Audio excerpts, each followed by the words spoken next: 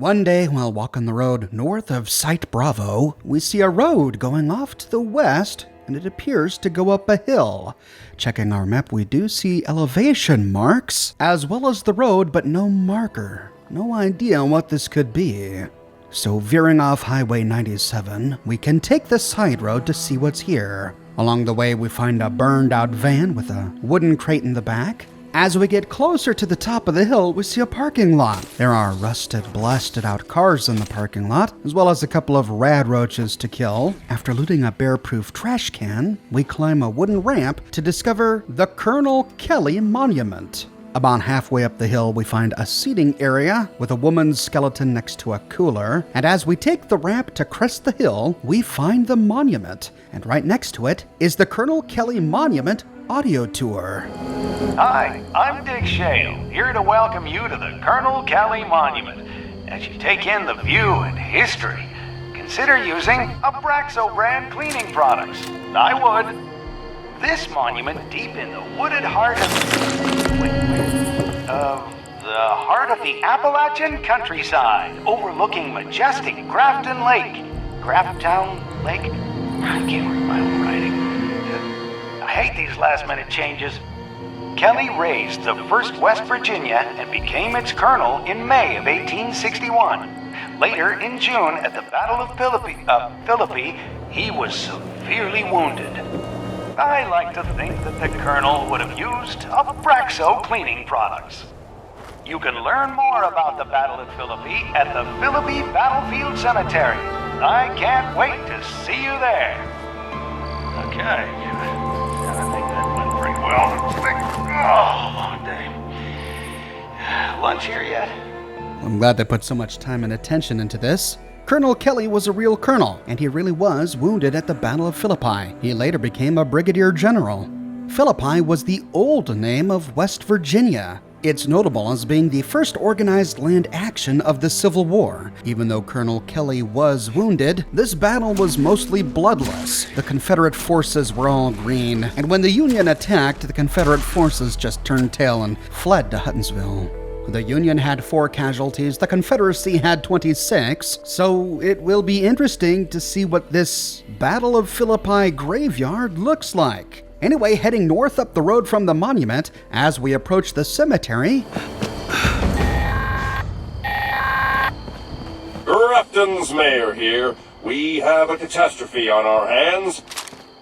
The very expensive cricket sport renovation has hit a snag. I need that attraction to open without any bad press. Apparently, they found the remains of a Civil War soldier during construction. Well, probably from the Civil War. It's from some war, that much I'm certain of. Let's just all agree it's a Civil War soldier, shall we? Anywho, someone needs to give those remains a nice, anonymous burial in Philippi Battlefield Cemetery. And by someone, I mean you.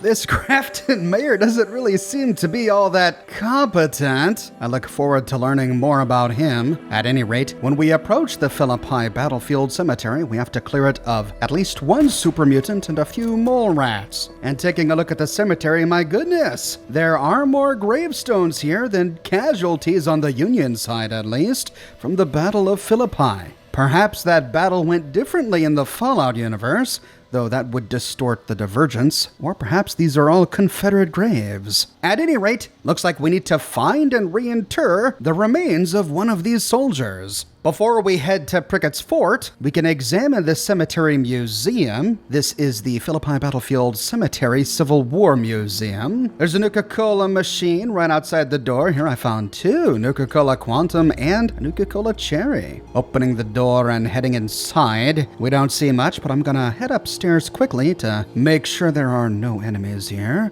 Looks more or less clean. Oh wait, something found me. What is that? No green stuff here.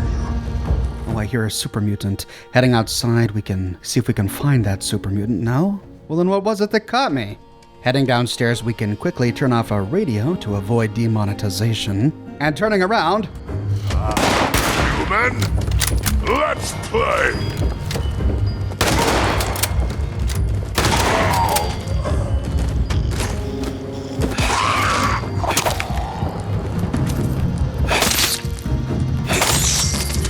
Well, that was quite a menagerie of enemies. After the melee, we find ourselves on the bottom floor of the museum. Let's start exploring. We've got our fridge in the southwest corner with a bunch of booze inside, a porta diner where we can try our luck, no dice. And then moving south, we find a bunch of display cabinets. Costumes on display. Oh, I wish I could loot those. Wood-burning fireplace. And what's that? Ooh, a black powder pistol.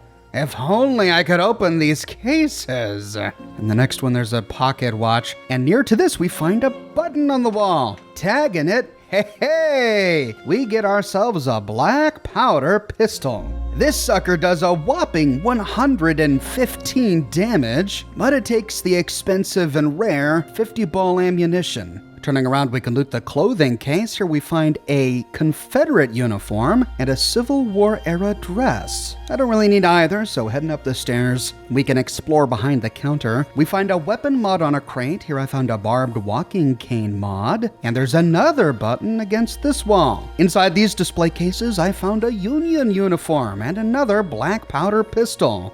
We can scrap the excess pistol for mods, and I've been wearing this uniform for quite some time. It fits over the vault suit, and it has a backpack. The backpack is just cosmetic. It doesn't increase our carry capacity, but it's a handsome little uniform. On the counter, we find a Civil War era suit and top hat. Maybe you want to do a Abraham Lincoln roleplay run through. Behind the counter, we find a footlocker and a first aid kit, which is locked, but it's an easy pick. There's a hunting rifle in the other display case, good for mods. Some bobby pins and a T-45 kinetic servos mod. Not sure what this is doing in a Civil War era museum, but I'll take it. After looting a footlocker, we get surprised by a rad roach, and we can then head upstairs. Here we find more display cases. We can tag a button against the eastern wall to open them. Inside we find another black powder pistol. Again, if we scrap it, we get great mods, so we'll take it. More Civil War era clothing and a tomahawk, which is a thrown weapon in the game. Moving to the opposite side, to the west, we find another button. In these display cases, we find a Bowie knife, another Confederate uniform, and another black powder pistol. So this is where you hit if you want to stock up on black powder pistol mods. There is a door to the north. Heading outside, we find a balcony overlooking a parking lot. And in the parking lot, oh no, a Yao Guai.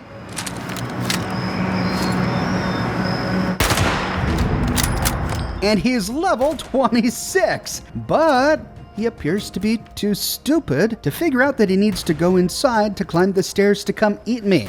So I was able to just pick him off slowly from this balcony. When done, we can climb down and head outside. Beneath the balcony, we find a raider corpse. Then heading up a gravel path to the parking lot, we can loot another raider corpse in the back of a picker-up truck, and then loot the Yao Guai, where we get a bunch of meat. That's it for the museum, but we have a job to do. We need to go find the remains of a Civil War-era soldier from nearby PRICKETT'S fort. I spent some time at my camp repairing my weapons, so by the time I got around to it, it was already day. Taking the highway north, we see the fort off in the distance, and just outside, a bunch of super mutants.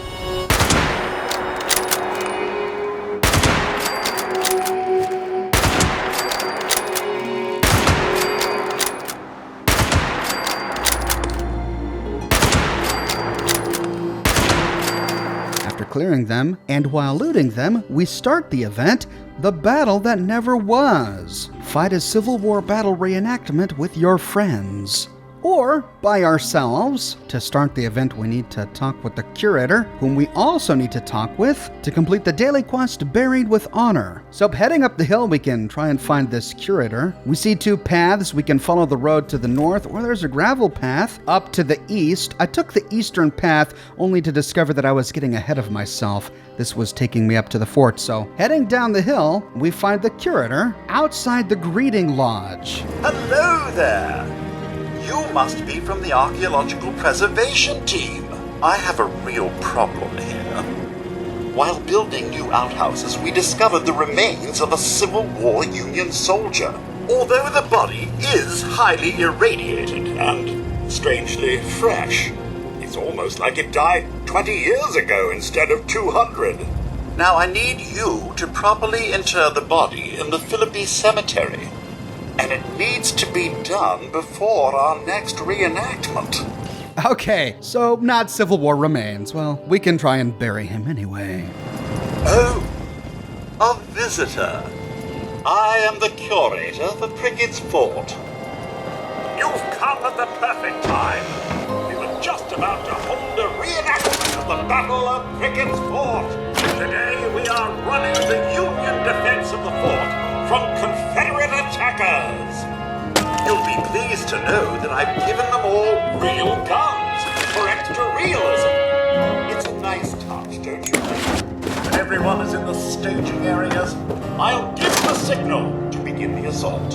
Whichever team racks up the most kills gets the best prizes.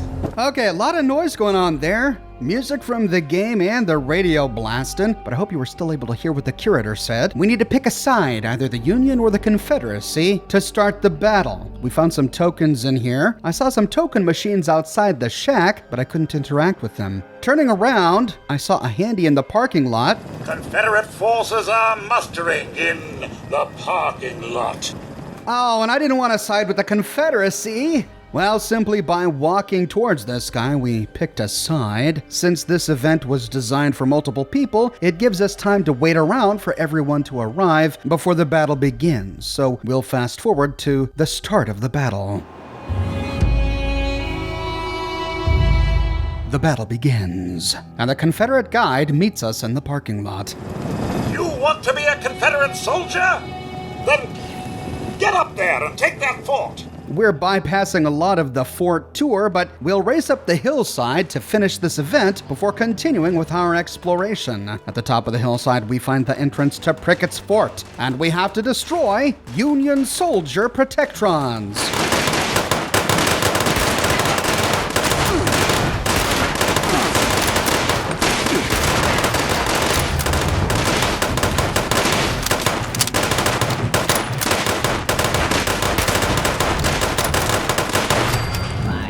We are joined by a few Confederate soldier Mr. Handies, but they don't help us much, though we can advance one of our other quests in a nearby shack. Here we find bones on a desk, though before we do, we gotta take care of some more Union soldiers.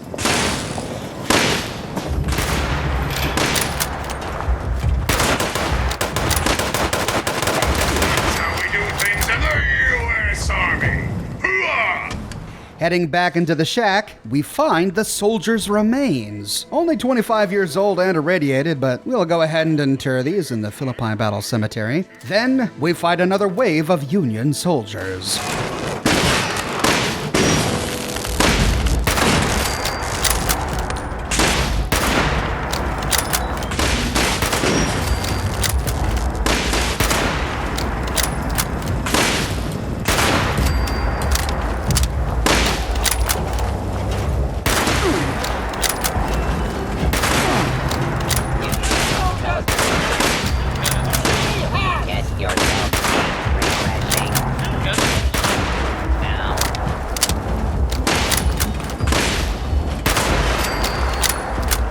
We can scale the ramparts for a better view, but the Mr. Handies just charged me up here.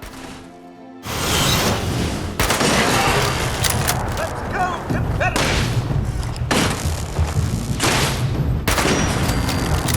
Let's go, Union!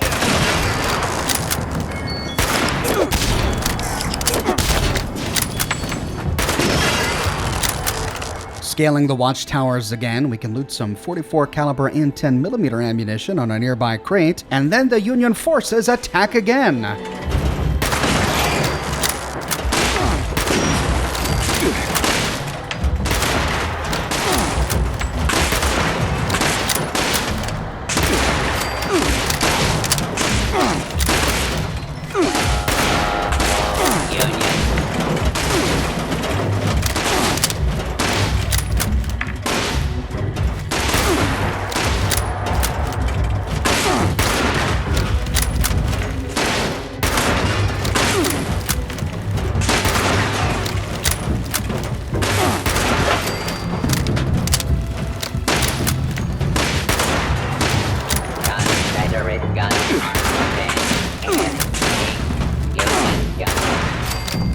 And with that, we complete the event, taking Prickett's Fort for the Confederacy. We are awarded with 2 purified water, some fusion cells, a short laser pistol, and leather armor. This was a legendary piece. Weightless leather armor weighs 90% less and does not count as armor for the chameleon mutation. Not something I need, but perhaps I can sell it. After looting all of the robots up here, I chose to go all the way back down the hill to start from the beginning. Each of the buildings on the tour are marked with a number. Number 1 is right outside the sign for Prickett's Fort, Frontier Monument, presented by the Society for the Preservation of Historical Recreations. We can activate the automated tour guide to start the first recording.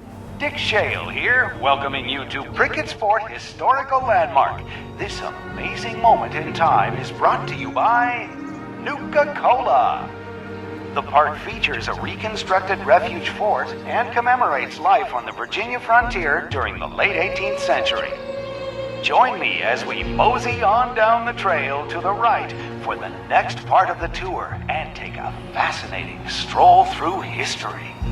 We ran through this building quickly when we got here, but heading inside again, we can loot a short pump-action shotgun for the mods, which we missed earlier. Heading outside, we find a building just west of this main building. There's a museum sign on the ground. Inside, we find a bunch of display cases. Toggling a button against the northern wall, we can loot them. Inside one, I found what appeared to be a letter or a note, but I couldn't interact with it. There's a wooden crate here, but I didn't have the lockpicking necessary to pick it. And sadly, the display cases didn't have much of note that we hadn't already looted from the museum. We do find an ammo canister in the southwestern corner and a stack of cannonballs in the southeastern corner. Does this mean we're gonna get our hands on a broadsider sometime soon? I hope so. To continue the tour, we can follow the arrow signs up the gravel hillside. This is where we arrived. At the top of the hill, we find audio tour station number 2. This is a typical blacksmith shop, where blacksmiths would make horseshoes, various tools, and perform routine repairs by hand. Blacksmiths had a general knowledge of how to make and repair many things, from the most complex of weapons and armor to simple items. Please proceed to the fort to continue the tour. Inside, we find a bunch of tools, which are great for steel, though steel isn't exactly rare in this game. Here we also find stacks of wood, and we can gather from each of these piles of wood, which will be great for our camp crafting and cooking. Just outside the blacksmithy, we find a chem box on a bench and a box of .308 caliber rounds. East of this is a watchtower. We can climb it, but there's no ammo up here like the others we saw. So going up a hillside, we find the entrance to Prickett's Fort, established 1774. Taking a wooden staircase, we arrive at the entrance to the fort, and here we find audio tour station number 3. Prickett's Fort was surrounded by a tall wall with lookout towers for monitoring the area around the fort. Colonists stood watch around the clock and would alert the settlement if the British were approaching. Inside the fort, we'll see what everyday life was like for the colonists.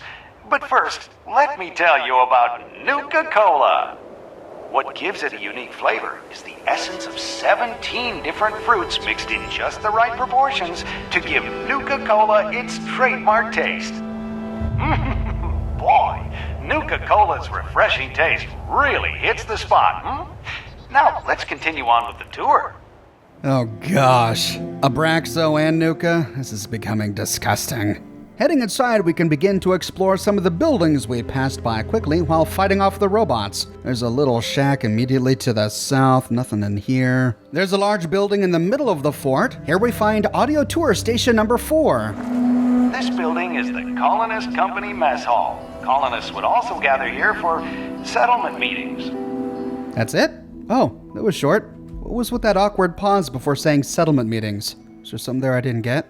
Heading inside the mess hall, we find a bunch of plates and cutlery, butter churns for wood, and a pile of wood in the fireplace. Heading outside, we can move northwest. Here's that big pile of robots we killed. Just next to this is a skill 1 locked door. Inside, we find a diseased rad roach, and we find a bunch of stew pots, great for steel. Here we can find some corn, moonshine, and we find a skill 1 locked explosives crate with a bunch of explosives inside. Heading out and going directly across, we find the door to another shack. Inside we find a desk with a box of .308 caliber rounds and another hunting rifle, which we can scrap from mods. There's more firewood we can gather in the fireplace, and we find 750 caliber balls on top of a bookshelf. Moving south, we find what appears to be a bunk room. There's a wooden crate on a pile of crates to the east. On the opposite side, we find a footlocker and some Nuka-Cola. Heading out of the shack, we find a way out of the fort to the west. But let's finish exploring first. We can climb some stairs to another guard tower. Here we find a teddy bear and a path on top of one of the nearby roofs. Jumping down, we can explore these outhouses, not much in there. We find another shack directly east of this location,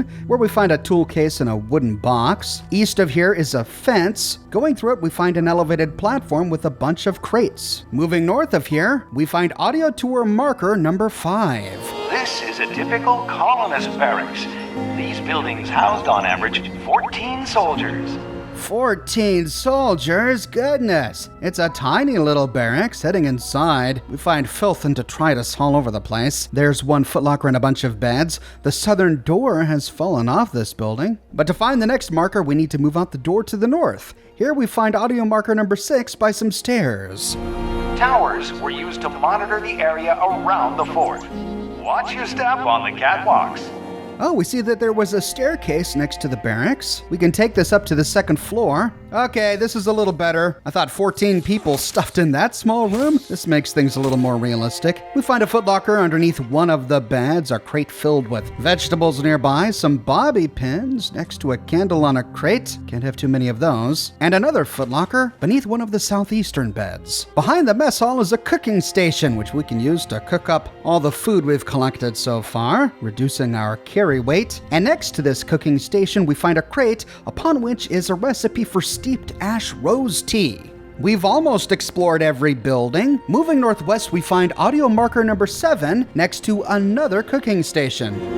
Colonists would typically keep a campfire going while cooking stew or brewing some coffee during the night shift for those who were on watch. Boy, I bet the colonists really wish they had an ice-cold, thirst-quenching Nuka-Cola when those redcoats attacked that early autumn morning. After the tour, be sure to visit the gift shop located northeast of the fort. Grab a souvenir and an ice-cold Nuka for yourself. Gotta admit that marketing strategy is working. Kind of thirsty for some Nuka-Cola. Moving south, we find a huge wood pile. Man, remind me to come here when I need more wood. And then we can do as the audio guide suggested and head out the northern door to find the gift shop. Taking the path all the way down, we see it splits off to the east, at the top of which we find audio marker number 8. Welcome to the gift shop, the final stop on our tour. We'd like to thank you for visiting this historic landmark mock-up of PRICKETT'S Fort. I say mock-up because the real fort was destroyed centuries ago. It was lovingly recreated based on a series of documents and educated guesses. Isn't science great? Anyway, don't forget to take home a piece of American history from the gift shop. Oh, and make sure to grab a Nuka for the road. I hope everyone had a swell experience. This is Dick Shale, signing off. So it wasn't even a real fort? After all of that, it was just a mock-up. Well, we are rewarded for our time in this shack to the east. We found the motherlode of scrap and ammunition, 38 caliber rounds on a shelf next to some fuel, 44 caliber rounds on another shelf, an ammo box where we can make use of the Scrounger perk, some bobby pins, and a footlocker, above which we find a first aid kit.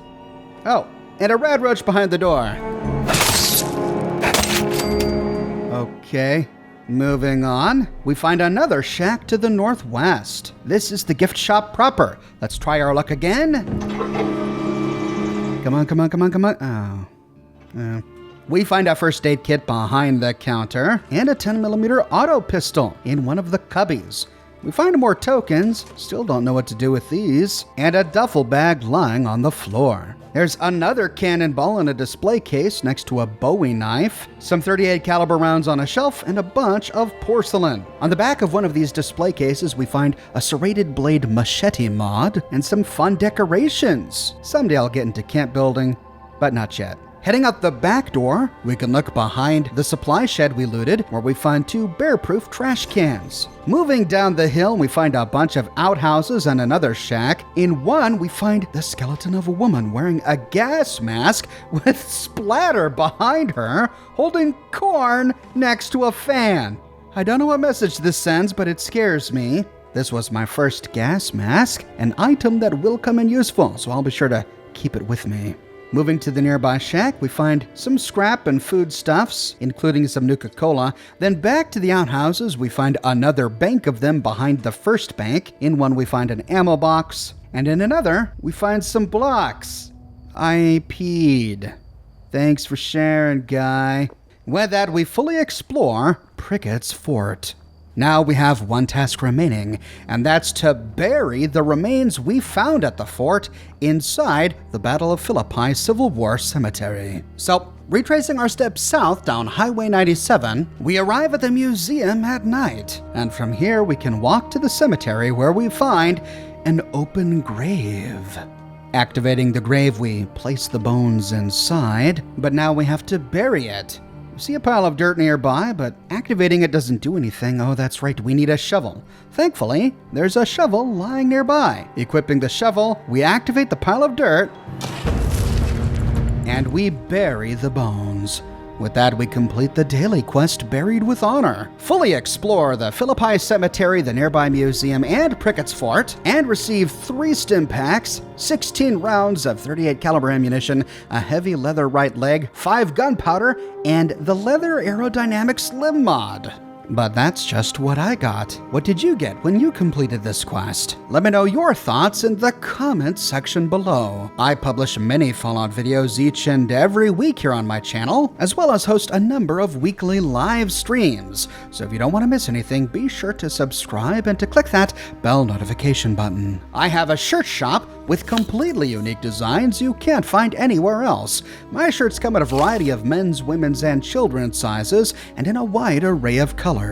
They also come in other products as well, like smartphone cases, pillows, posters, mugs, prints, etc. So if interested, you can find a link to my shop in the description below, or you can click here. If you like what I do and you want to support me in a more personal way, consider becoming one of my patrons on Patreon or a member here on YouTube. But more than anything, I'm just so glad you're here watching this video with me today. Thank you so much for watching, and I'll see you soon this week with more brand new videos.